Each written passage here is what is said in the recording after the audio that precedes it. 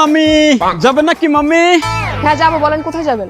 আপনি রিক্সায় যে কোনো জায়গায় যাওয়া যায়, আপনি যেখানে নিয়ে যাবেন আজকে আমি হেই নিয়ে যাবো।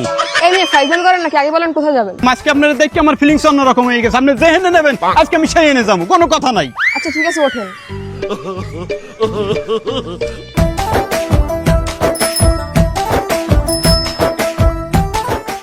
এই সাতক্ষীরা কালীগঞ্জ শ্যামনগর, এই সাতক্ষীরা কালীগঞ্জ শ্যামনগর, এই ওঠেন, ওঠেন।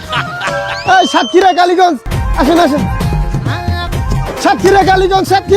গাইতেন কেন? আরে ভাই কি সমস্যা? আমার শরীর আমার সিদ্ধান্ত, আপনি গাইতে আর কি? সুন্দর ছেলে দেখলেই গাইতে দিতে ইচ্ছে করে। দূর মিয়া যাবোই না আপনার গাইতে। আরে কান্দি, এই সাতক্ষীরা কালীগঞ্জ শ্যামনগর, সাতক্ষীরা। আরে কি এমন হয়েছিল দেশে যে পুরুষের সকল কাজ এখন নারীরা করছে? চলুন দেখে আসি আসল কাহিনী। সারা দেশে চলছে নারীদের বুলডোজার আন্দোলন। তারা পুরুষের অধিকারকে গুড়িয়ে দিয়ে নিজেরাই অর্জন করে নিতে চায় পুরুষত্ব।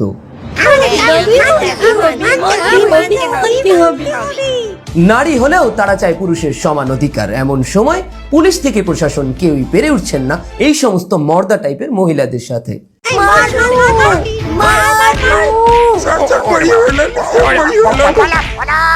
নানান রকম খাস বাংলার মুখ খারাপ এবং পাশাপাশি নিজেদের মধ্যে চুল টানাটানির মাধ্যমে তারা তাদের কর্মসূচিকে এগিয়ে নিয়ে যাচ্ছে।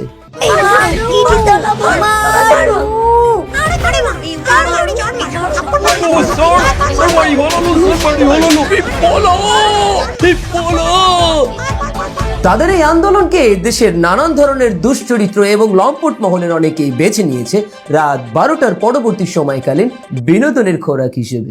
শেয়াল যেমন চায় মুরগির স্বাধীনতা, ঠিক একই রকম ভাবে দেশের নানা ধরনের লম্পট ও দুশ্চরিত্র মহলও চায় নারীদের মধ্যকার এই সমস্ত অযৌক্তিক দাবিগুলোকে মেনে নিতে। এবং শেষমেশ সেটাই হয়েছে। দেশের সরকার মেনে নিতে বাধ্য হয়েছে এই সমস্ত শাহবাগী নারীদের সমস্ত আন্দোলনকে। ফলশ্রুতিতে দেশে চালু হয়ে গেছে নানান অঞ্চলে নারীদের বেলাল্লাপনা ও ধর্মবিরোধী অনৈতিক কর্মকাণ্ড। আমি মোহাম্মদ আব্দুল কাদের শিকদারের একমাত্র কন্যা মুসাম্মাদ তসলিমা গ্লিসারিনের সহিত 5 লক্ষ টাকা দেনমোহরে বিবাহ বন্ধনে আবদ্ধ হইলাম। বলো বাবা, কবুল?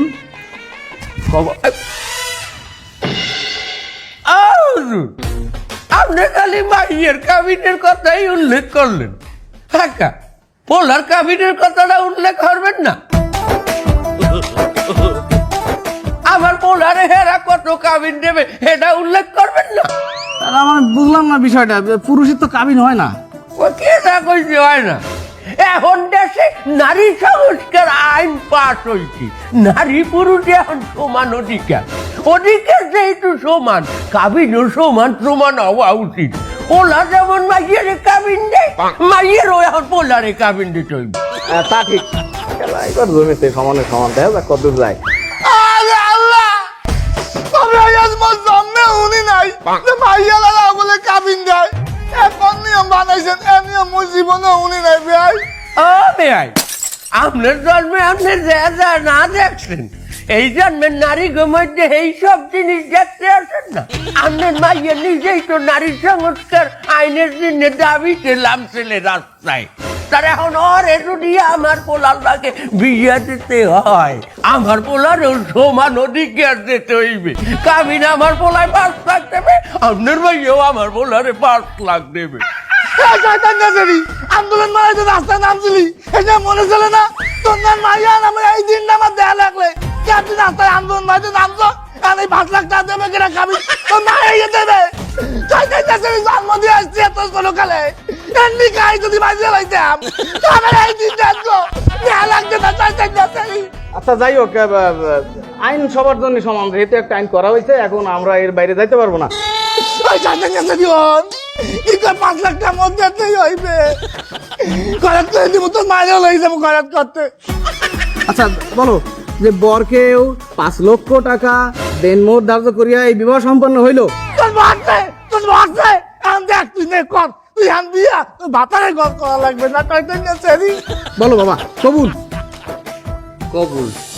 আসো আসো আসো আসো, ভিতরে আসো। আরে আব্বা মা ভাইয়া, তোমার সবাই কেমন আছো? আসো বসো। ভালো আছি না? ঠিক ভালো আছো? বসো বসো, তোমরা বসো। আসসালামু আলাইকুম ভাই। আসসালামু আলাইকুম। ওয়ালাইকুম আসসালাম।